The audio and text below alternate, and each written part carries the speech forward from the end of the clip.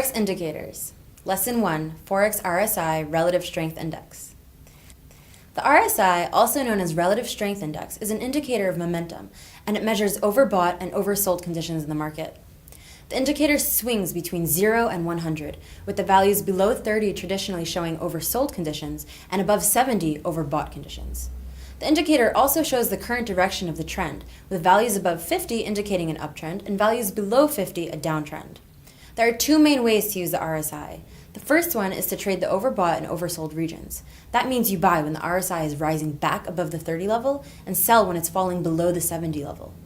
The second way to use the RSI is to draw trend lines directly on the RSI to confirm the momentum of the price. For example, here we are planning to buy the bounds of the rising trend line. We see that the bullish momentum on the RSI is still intact, so it's an extra confirmation that our analysis is right. Or take a look here. We are looking to buy the break of this falling trend line. As the RSI has already broken the bearish momentum, we can aim to buy the rate with less concern. The price will make a false break.